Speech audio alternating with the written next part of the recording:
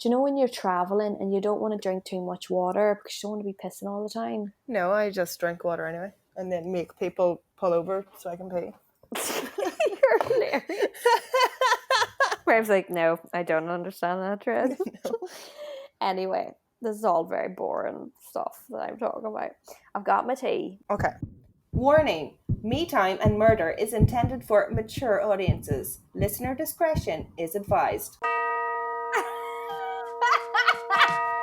Oh, for God's sake, here Dancing it goes. around him, reciting poetry. Yes. Oh my God. That's crazy. No. Why? Oh, well, big surprise. Oh God. Dead on the bathroom floor. Did it? Okay. Oh. Trez, what are you drinking today? Today, I'm drinking a Pucka Blackcurrant Beauty. Deliciously deep purple organic fruits to help you glow inside and out. And that actually fits in with the face mask that I'm using. So, not that I'm always going to have my face mask and my tea in tandem, or not in tandem. I don't know what I'm saying. You can cut that out.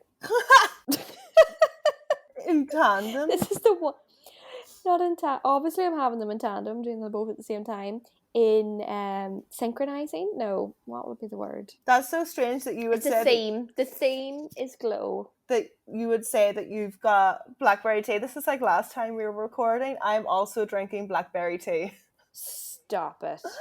I'm drinking the new blackberry and elderflower tea from M&S. Oh, that sounds really nice. Yeah, I really like elderflower. It's very strong, so I feel like it should be like a watery iced tea, but I'm just drinking it hot. Right. Yeah, probably would be nicer cold. What about your pampering? I am putting... What is your matching? You've got blackberry face mask on? Okay, so it's matching in the fact that it's also supposed to give you a glow. Mm-hmm. It's the L'Oreal Pure Clay Glow Mask. It's like the kind of terracotta colour one. It says brightens and exfoliates 3 pure clays plus red algae. Mine is Sephora Collection Grapefruit Peeling Mask for brightening. Oh, nice. So I'm also getting a little bit of a glow. Today we are finally getting to the Sex Pistols, Sid Vicious, Murder, Suicide. Stop. Yes, we are not. We're finally there. Okay, oh my God. Wow, you finished it. Like, I have absolutely zero idea who was the victim and when this happened. I have no idea. Yeah. I take it it's after their sort of, they had a period of time where they were very successful. I take it it's after all of that. After their fame? Yeah. Well. I'm assuming. I just don't know anything about it. I know, like, I didn't know about any of this. Like, you said that Dan was like, everybody knows that. I did not know that Sid Vicious. I did not know that. No. Mm-mm. I tried to cut it down as much as I could. It's a very interesting story. There's a lot of like history and background and fame and money and drugs and what was I going to say, and conspiracies and stuff like this. Yes. So I've cut it down as much as I can, but it looks like this is going to be a 2-parter. Oh, nice. What do you know about Sid Vicious? Probably what I think I know is probably wrong. Okay. You go for it. I'll just do it. Just giving you a chance to flap your gums. Is it flap your gums or flap your lips? I've actually heard of neither of those. Oh, right. They're both quite disgusting. I'm pretty sure flap your gums is an expression. It's really gross. It is. Okay. Sid Vicious was a member of the Sex Pistols. He was the bassist and vocalist. You know the Sex Pistols? Oh, yeah. Yeah. Sid Vicious, his real name is Simon John Ritchie. So how did he come up with the name Sid Vicious then? Well, he didn't actually come up with the name Sid Vicious. Is it a cute story? So Johnny Rotten, who is the lead singer of the Sex Pistols, he nicknamed Ritchie Sid Vicious after Johnny Rotten's pet hamster, Sid, bit Ritchie. And Ritchie then said, Sid is really vicious.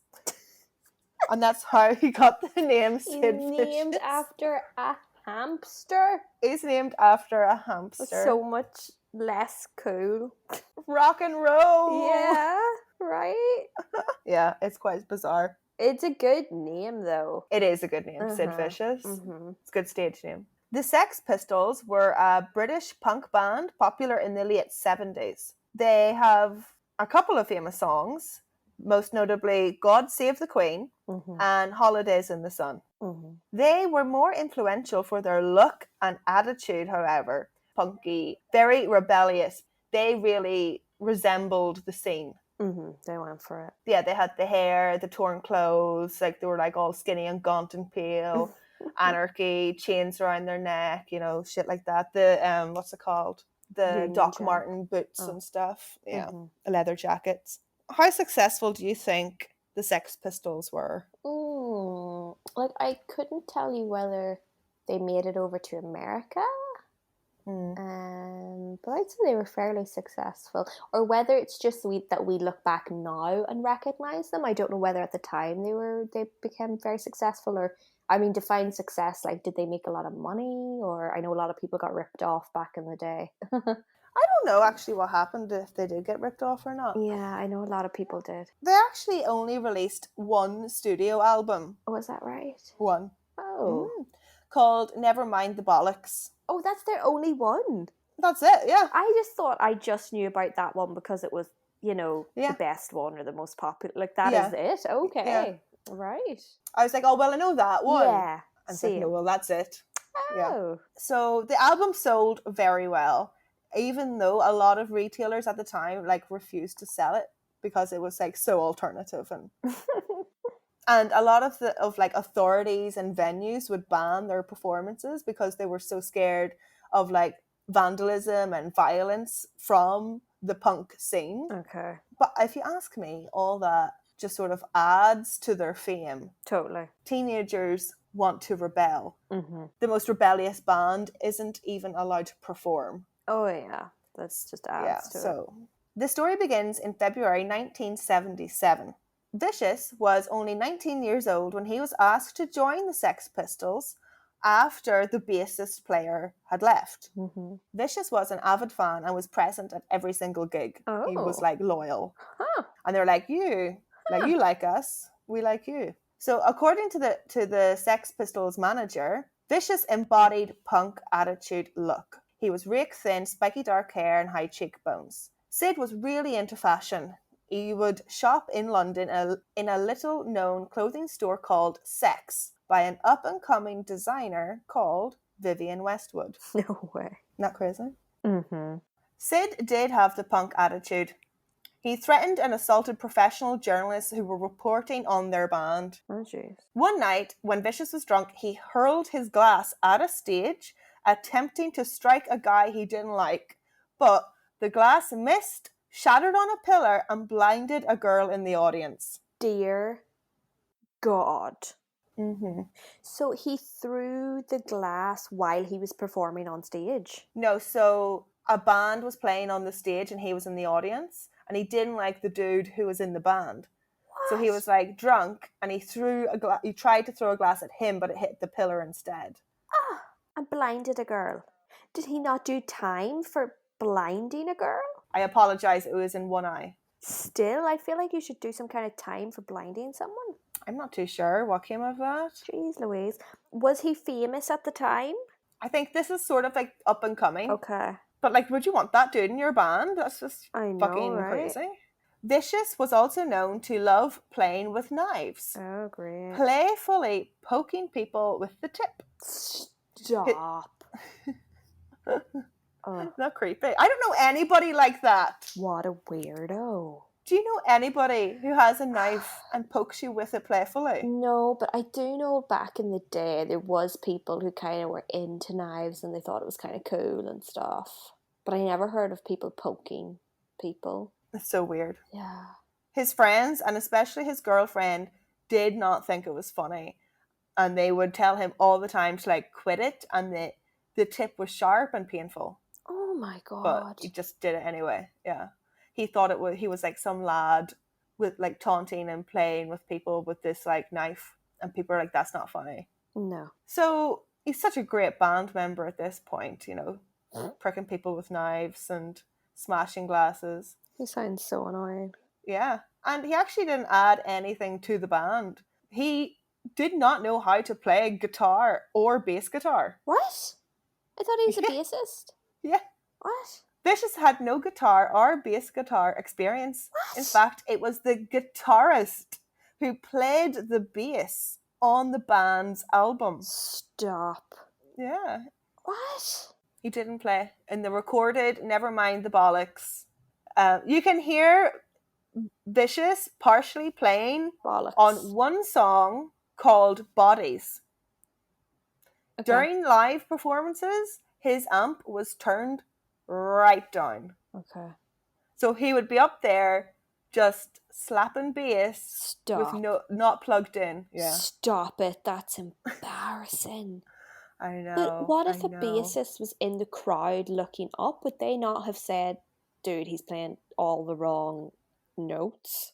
I think he probably knew where his hand should be.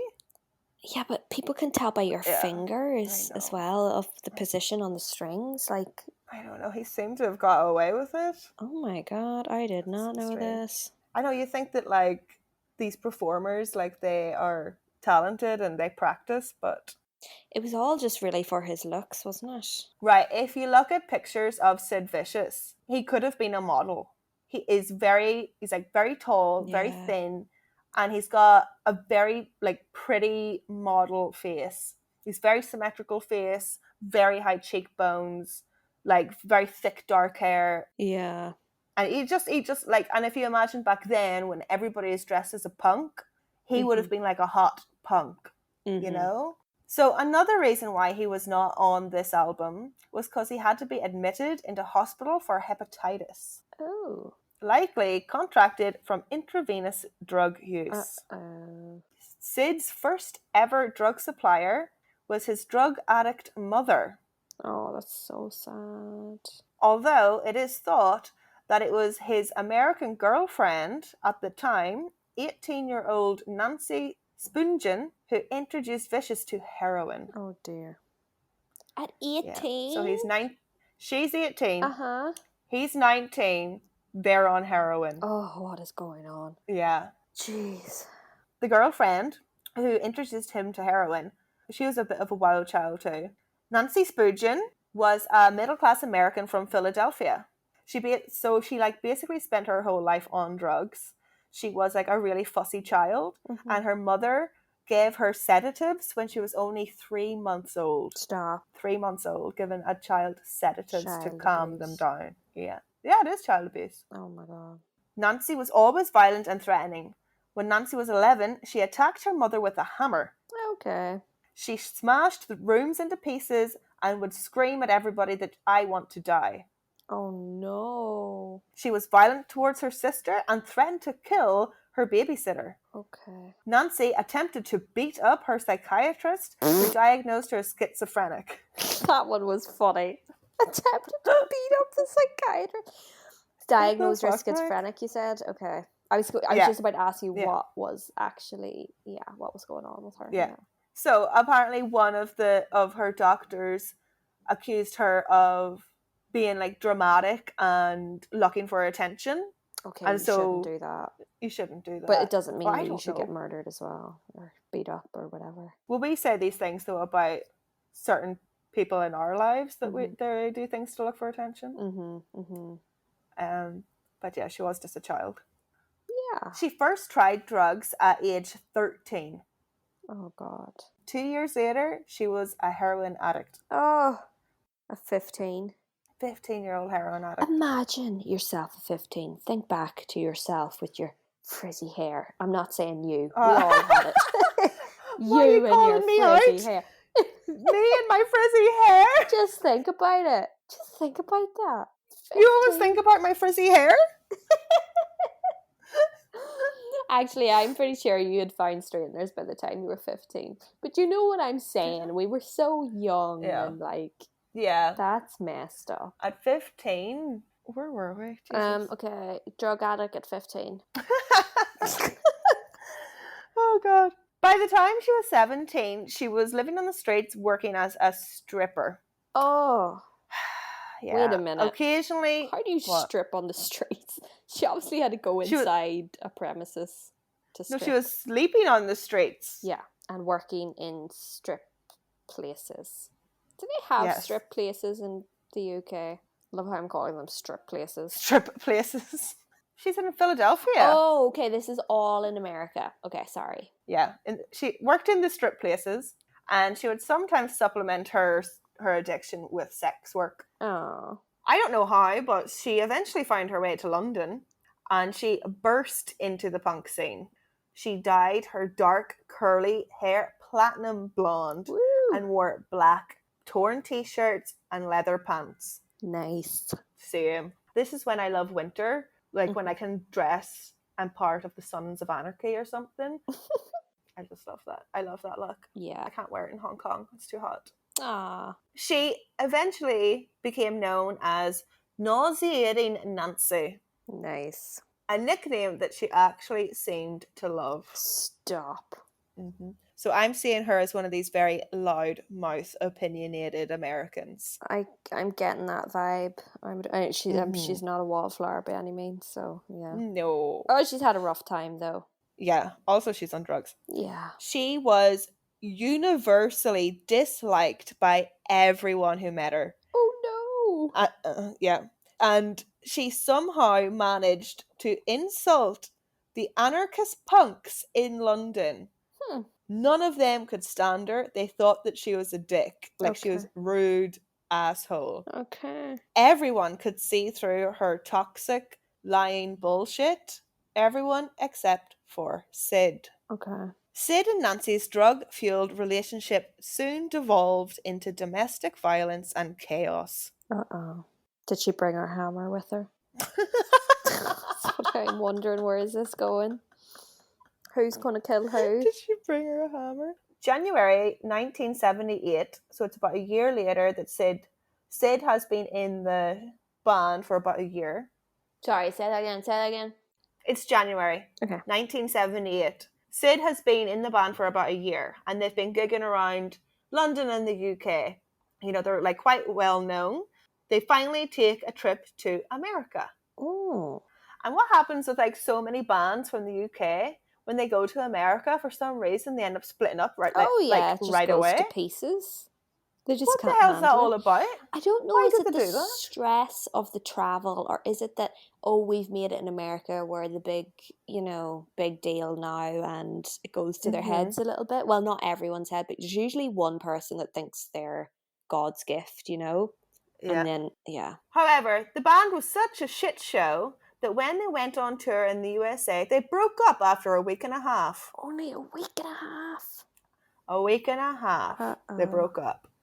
Due to multiple show cancellation and, deterioration, fighting, bickering within the band. Mm-hmm. The whole band were on drugs, however, not to the extent of Sid. Okay. Vicious's heroin addiction. Sid's heroin addiction and behaviour was worsening. He began insulting their fans and the audience. While in San Antonio, an audience member shouted at Vicious, calling him, right, I'm quoting somebody, a fucker. So Vicious struck the guy in the head with his bass. Ooh, that probably hurt. Yeah. Kind of maybe deserved it a little bit, though. A little bit. You could crack a skull with those basses are heavy. Yeah, I could have done some damage. Yeah, I could have cracked a skull. What was that guy thinking, saying that? Why are you at the concert if you don't like them? Yeah, it's true. Why? What is that? At another performance, while in heroin withdrawal, Sid carved the words, "Gimme a fix," into his bare chest with a razor blade. Stop it. Yeah. And went on stage like that? Yeah. Ew. I wonder, did that scar? I probably did. Ugh. Yeah. Sorry, there was actually fucking snot rockets. Is that one of their songs? No.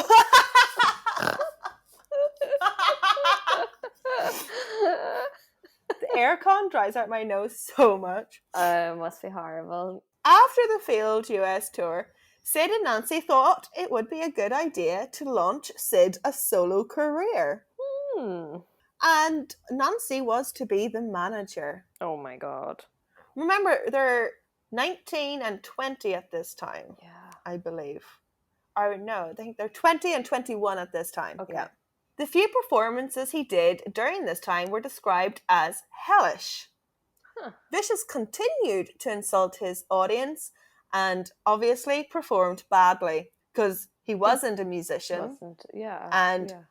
from what I can tell, he can't really sing either. Oh. He was just famous for being like a mess, essentially. He's just famous for being a punk.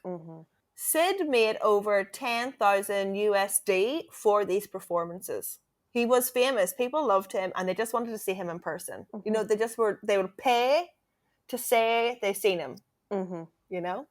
And they were probably all mostly kids as well. Yeah. So 10,000 USD is today 40,000 USD. Pounds, that's 30,000 pounds. Okay. That's like a lot of money. He also received a large chunk of money from radio royalties as he had released a recent cover of Frank Sinatra's My Way. Oh. Yeah. Just trying to think, have I heard that? No, well, I've heard Frank Sinatra's version. Yeah, but his version. After making bank, the couple booked into the Chelsea Hotel in New York City, which was at the time known to be... Oh God, Jaron just snuck out of the room and scared the shit out of me. Creep. Which was known to be full of drugged up artists at the time. Okay. Sid and Nancy would spend their days scoring heroin and morphine on the streets of New York. Oh. The couple tried to kick their habits by signing up at a local methadone clinic, but unfortunately, he and Nancy started taking methadone in addition to their drugs and heroin. I should not laugh. I should not laugh. That it's just so... Oh gosh, that's so sad. And they're only 20 and 21. Could you imagine? Get it together, guys. You need to go home. When Sid would go to pick up the methadone, is it methadone or methadone? I think it's methadone. Okay. I think. That's what I've heard anyway. When Sid would go up to pick up the methadone, the other addicts and methadone patients would beat him up, taking his drugs and money because, you know, he was just this pathetic skinny punk. And you're dealing with, like, you know, criminals and people who actually live on the streets. Yeah. You know, they're gonna... You're living in a hotel with money. Yeah. Yeah. He's gonna blow through that money pretty soon, though. Like, drugs are expensive, yo. Is he? Oh. Meanwhile, in the hotel, the couple's domestic violence and self-mutilation increased. Oh, no. As did Sid's love with knives. No! Get your hammer, Nancy. I'd have it under the pillow. Oh my God, she does. She needs her hammer. Such a bad couple. Sid felt that he needed to get a bigger, scarier knife to protect himself from these methadone addicts who were targeting him. Or just stop going. I know, right? It's like... He's not going to, like, to try and himself. kick the He's habit. just going to get it for extra lols. Yeah. So, to help Sid protect himself, on October 11th, 1978... Nancy gifted him a 5-inch folding hunting knife. Stop. With a jaguar carved into the handle.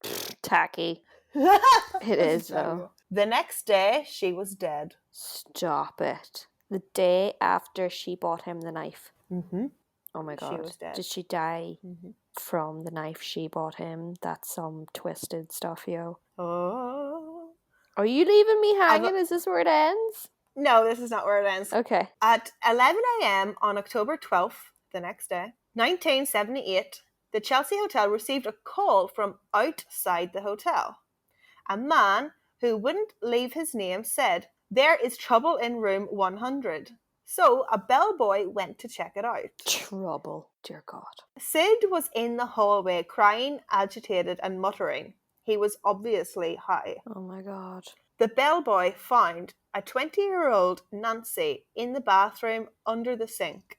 Wearing only her underwear, she was covered in blood and had been stabbed in her lower abdomen. Oh. There she had bled to death. No. Yeah.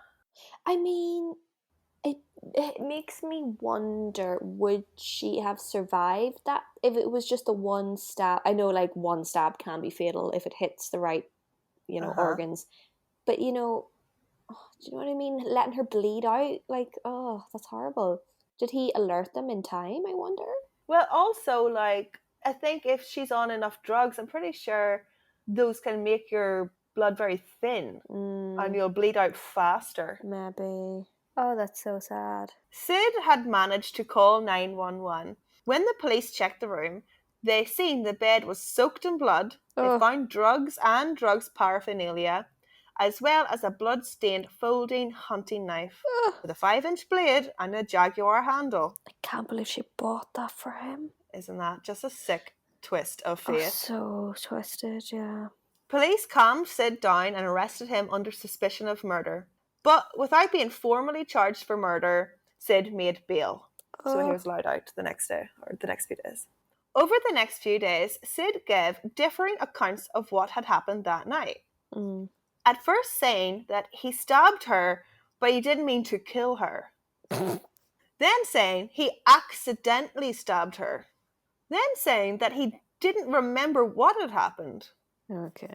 Then saying that during an argument she fell on the knife. I love when people say that. I know, It always happens. It's the worst. Yeah, they always say they fell. Then saying that she had rolled onto the knife while she was sleeping. Okay. That's about how many? That was about 6 different versions there. 1, 2, 3, 4, 5, yeah. 5, like that's 5 versions. This is 6. Sid Vicious and his lawyers also stated to the press that a third party could not be ruled out and that they had hired a private investigator. This sent the media wild. It's total bull, though. And that is the end of part 1. Oh my gosh. Oh my god, I can't wait till the next one. I hope it's soon. Okay. We will catch up on the next one then, guys. Slán while, yeah. Bye! Me Time and Murder would like to thank and acknowledge our sources that make this podcast possible. References can be found on our Instagram page.